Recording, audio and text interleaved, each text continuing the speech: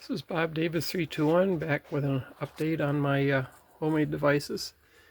We have a cheap yellow display in a case with switches running Bruce.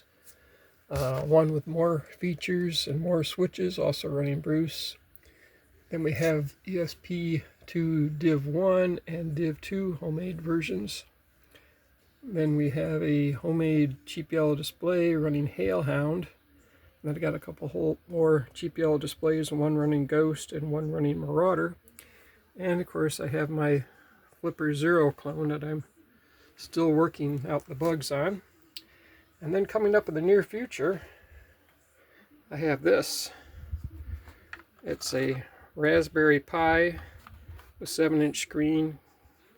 Soon to have a wireless Bluetooth keyboard, and hoping to add all kinds of features to it. That's coming up soon. That's all for now.